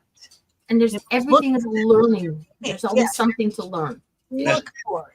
Every experience is an opportunity to learn. And every time we're in pain, everything that hurts is an opportunity to learn. And that's why, you know, people think that pain is a bad thing. And they think that when you're in pain, that you somehow screwed up or you failed or you messed up your life because you're in pain. Pain is just there to help us learn. It's just a teacher. And so it's not a failure. It's an opportunity to learn something important. Embedded in the pain and in the struggle is an opportunity to learn. And we have to keep asking ourselves, well, what can this pain teach me? Right. Yes, it's true. Right. Do I have to change things? You know what I mean? You can't just, life doesn't happen on its own. You know what I mean? Like, it's just, you got to do something. You got to be proactive. You know, it's not going to just, you know, turn it around, fix it. Well, I lost my job. Blah, blah, blah. Go get another one. Fix your CV. Get up and get out there and go. I want the love of my life to meet the love of my life. But you can't meet the love of your life if you're sitting on your butt on the sofa in the living room watching TV about who knows what. You got to get up off your tuchus and go and do. You have to go do. You can't just.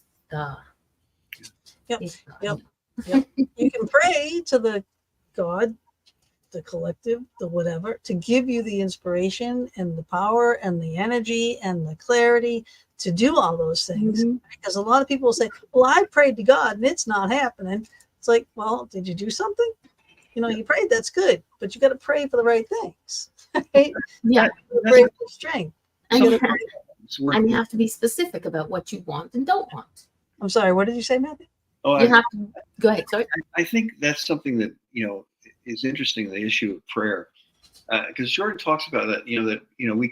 Of course we're encouraged to pray to the divine or to our guide or the souls that we love on the other side. You know, so praying it's communicating. Really, it's all it is. It's communicating. But what he says is that God doesn't actually fix things. No. You know, so, you know, the old thing of praying for rain or praying, to get a, have some illness cured. God is a vending machine now. Pray now. God just you put the nickel in the prayer in and you get a miraculous answer. Okay, yeah. He says it's not like that. God and the divine will give us guidance. Right.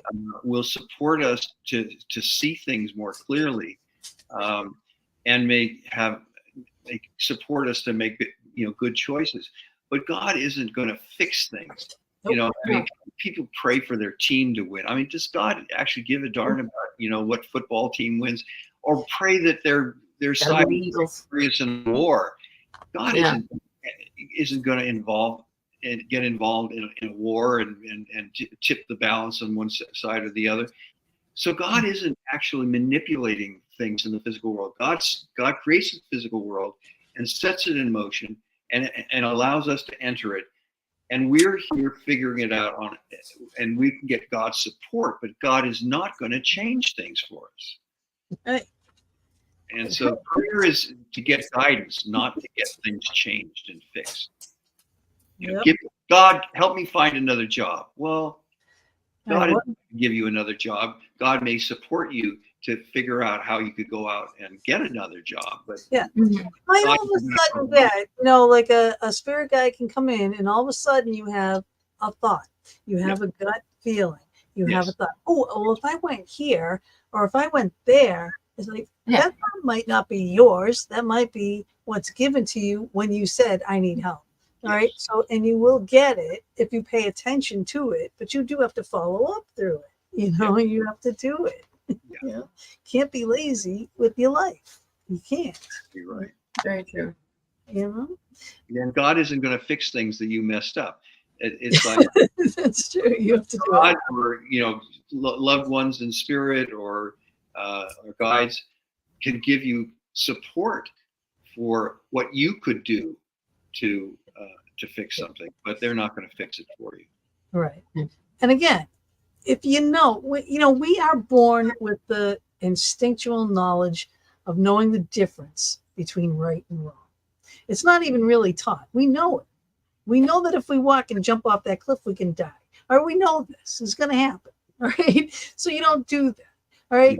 You maybe touching the fire, you might have to do that. But then that's wrong.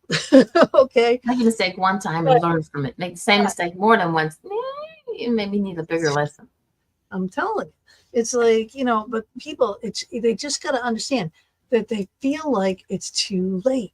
There's no hope. There's no change. There's no life for me now. It's like even people in prison, for life are changing. They're turning their lives over. Mm-hmm. They're connecting. They're doing things, even though they're not going to get out. They're still bettering themselves. People here today, still knowing right from wrong, doing these things that they know is wrong. They're following these people that they know are wrong. There is still time to change. Okay? You have a choice. You have free will. Choose the right side. Choose you. Choose love. Choose, kindness, goodness. Don't perpetrate and help negativity to thrive. So let me give you this example. So sometimes people get serious illnesses that are going to shorten their life, and they're praying to fix the illness or to cure the illness or to get it. And what God can help them with, or what their guides can help them with, is how best to live what remains of their life. Right. How best manage your time to fixing that illness. And so that's what we need to be seeking. How best to live my life. Yes. And so we can get lots of help. And what you were saying is really true, Gina, that I think that we're getting whispered to all the time, and learning to actually be receptive and listening to the whispers of guides, of God, of souls who love us from the other side. They're all whispering. And Jordan says we're surrounded really by love, and sometimes we're just deaf to it. We're not picking it up. We're not listening. And part of what I'm encouraging people to do is in terms of learning how to channel is starting to listen. Right. Listen to what we're hearing from the other side, because there is a stream of information that's coming at us telepathically, and we can use it to great advantage if we start to listen. Amen. That's it. Great. That is it. And don't just listen for the big bangs. Listen for the tiny little bells, because they make. Sometimes the smallest sound makes the loudest noise. Yeah, that's such a great point. Honestly, I hope people share the show. I hope people listen, really truly listen. Yes. To what's going on. But I really hope people will get this, because then you'll get all of what we talked about right here, and how to get your, to do this deep guided meditation. I won't be doing that one. I have my new thing is I do a 15-minute meditation every morning, and I do a deep dive meditation every evening before bed. So I'm going to do. Yep. Yeah, but I like what he said, and we get these intuitive thoughts, and they're not intuitive thoughts, they're direct messages all the time, right? And people will come to me too, paranormal community, paranormal doing a job for someone in the parent. Well, why am I not getting signs? Why don't I see blah, blah, blah, blah, blah? Are you looking? What have you noticed? It could be the slightest little thing. Mm-hmm. Something is just moved. This is moved from here to here. You know what I mean? A dime, a penny, a quarter, a nickel, a feather. Or, there's so many different ways that a spirit can just say, hey, I'm trying to get your attention. And then they'll say, well, at night I feel like I'm being pinned down. It's like, well, yeah, well, one thing. A spirit. Because at that point, okay, we are shut down from the day. Right, our brains are not right before REM sleep. Okay, our brains are not focused on I got to get the kids here and we got to do this and I got to go to work and how am I going to get groceries and I don't have any money to pay. I can't pay this, but oh my God, right? This is our all day brain craziness. Right? At that point at night, you're not having that, and the spirit knows that, so they're going to come in and say, "Hey, Stop thinking. I'm trying to get your attention here," and people will get afraid of it, and like don't. Right? Because it's a spirit is desperately trying to reach you, desperately trying to get this message to you, and it's so important to listen. I've taught hundreds of people to channel, and a lot of times people who are in grief who come to me as clients, and I teach them how to channel and connect to their loved ones so that the relationship goes on. And one of the things that comes out of that is what you're saying, is guidance. And this happens a lot with me. Jordan will say, suddenly just say to me, don't do that, or don't say that. And he's very emphatic. Don't say that. I'm about to say something to a client, and that'll hurt them. Don't say that. Or other times he'll just offer another alternative. This is what you need to do. Yeah. And it just show up as a brief sentence that just kind of flares into my mind. Yep. And and because I've learned to be open to him and with channeling, he's willing to talk to me quite a bit, and he's really present in my life. He's with me a lot. He's not with me every second. But here's a very interesting thing about souls and spirit. Souls and spirit can do lots of things at once. And so we don't have to worry about monopolizing their attention. Like, oh, well, if I'm talking to them or engaging with them, I'm taking their attention from something else that they need to be doing. They can do multiple things at once. They can do literally multiple things. They can be engaged in learning something in the spirit world. They can be doing some healing. They can be talking to several different loved ones at once. They might actually be visiting another planet. I mean, they can actually do all kinds of things at once. And so, unlike us, we're very focused on what's right in front of us, and we can only sort of do one thing at a time. But souls and spirit can do multiple things, so we don't have to worry about monopolizing their time. And they are often observing our lives. If we're staying connected and there's a lot of love passing between us, they're often very involved with our lives. They're watching over us, and they will intervene at times by saying, Jordan, don't do this, don't do that. Here's what you have to do. And it's a beautiful thing because that love is so active and it's so alive and it is so present. And I guess I want to just encourage your audience to, when you do connect to those on the other side, that relationship is never lost. It's never been lost, even if you have connect with them before.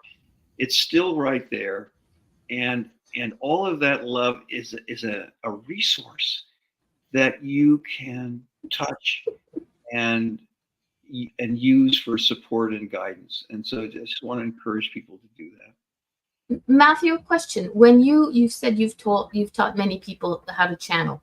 When you teach someone to channel, do we get to choose who we channel, or is just whoever's sitting on our shoulder at that moment in time? When you're channeling, you decide on the address of the spiritual address of your of who you're trying to reach. I mean, if you're trying to channel the divine, you can send that.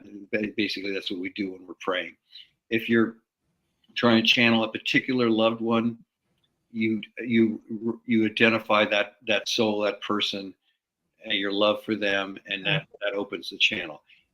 if you're channeling a guide, like, there are a lot of people actually have relationships to their guides and learn to connect to their guides. Yeah. And so they may send channeled messages to that address. And you can send channeled messages to your own soul that remains in spirit. And in other words, you can literally talk to yourself through channeling. We've had a guest on before that channeled animals. It was an amazing conversation. Trust me, we should send you the link to her book. An amazing conversation. The stuff that she channeled through her book was like, whoa. So it makes it interesting to know that that can be done. But I'm kind of curious. The reason I asked was, it's like, if I wanted to channel, I definitely wouldn't channel my dad, because all the shit that would come out of his mouth would be interesting beyond means. But it's like, okay, would somebody choose to like channel Gandhi or, somebody specific like that? Yeah. Or do they get to have that choice? Yes, you can do that. Gandhi will be like, sorry, we're busy at the moment. Please talk to Sister Teresa, Mother Teresa. Whether Gandhi is going to participate, I mean, you can send a message to Gandhi. Whether Gandhi wants to participate with you because Gandhi has no relationship to you, that's an open question. But there are lots and lots of cases of people who have channeled famous people and claim to have, had extraordinary conversations. So that seems like it's possible, but I don't. But I think it's also, if you have a loved one and you want to open the channel, it's almost certain that channel. It's a lot easier than to channel Michael Jackson, because the relationship is already there, the love is already there. If you're trying to channel someone, a soul that you don't have a relationship with, I mean, it's a little dicier. I think it depends on both souls being very fully willing to engage in communication, because there's no existing love connection between them. So have you connected with Mentor? I'm sorry, what? Have you connected with Mentor? Yeah, with Ralph a little bit. After he died, I channeled a little bit with him. And that would be incredible. I would like to know what he told you. I was curious whether, because I mean, we used to talk a lot about, what is the nature of the afterlife, and when I was writing with Jordan the luminous landscape of the afterlife, he was involved and he read all the chapters, and so I wanted to get a sense of whether it was whether his experience basically confirmed what he thought, and his answer was. It was interesting. His answer, as I recall, was that it's a lot bigger than I could have imagined in my human form, and cool. and it's much more complex than I could imagine,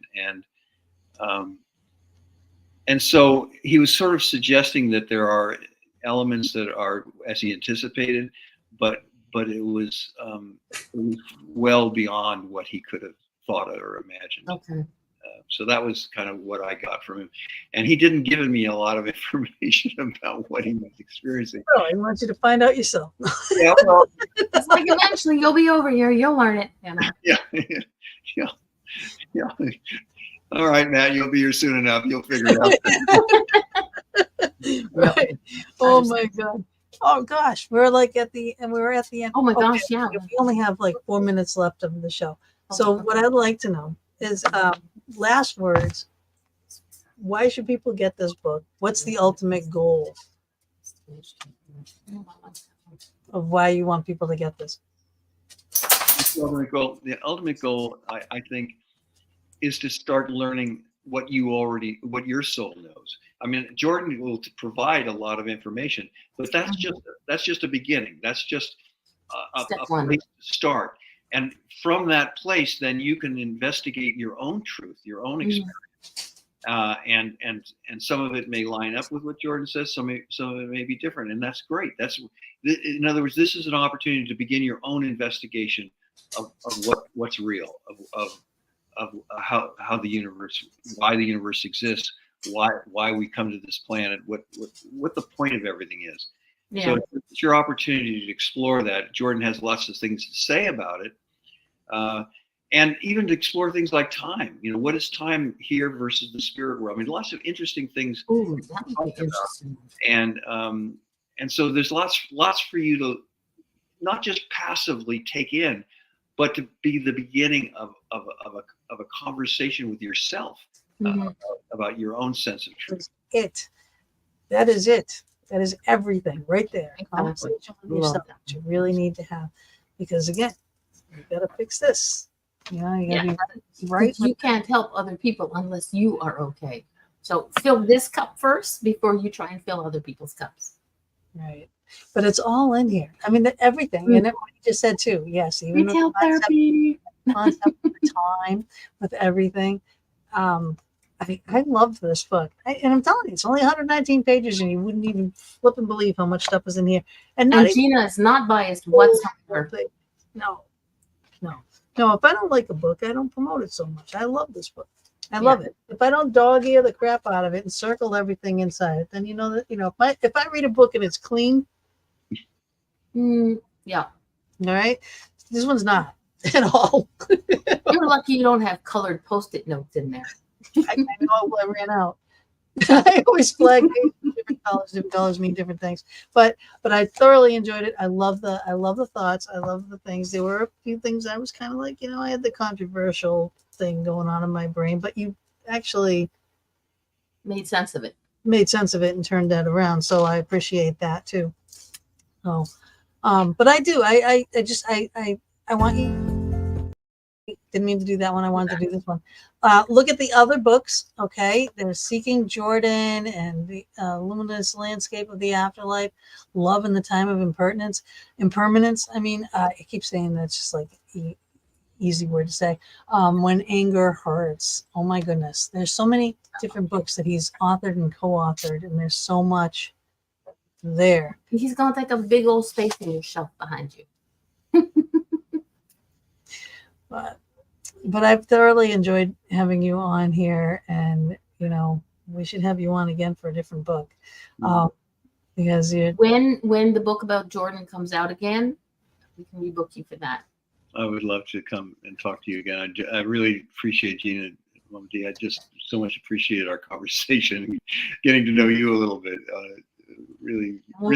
So we just seriously just talk. Yeah, we just kind of pricked the surface here of this thing. I mean, we could really dive deep into these subjects, because there's so much. Like I said, it's hours and hours and hours and hours and hours of conversation. But alas, we are out of time. And I do thank you for your time that you spent with us, and amazing. Learned a lot, and you're amazing. And hang with me for a few minutes here. We're gonna say goodbye to everybody. I'm gonna play an exit video and end the show. But hang with us for just a couple minutes after that, Matthew. I would appreciate it. So to all of you, we're good to be back in the Fox Den, and we'll be back next week. We're gonna be talking about UFOs. That's going to be fun. Okay. So ciao for now. Night, everyone. Good to be back. Thank you, Matt.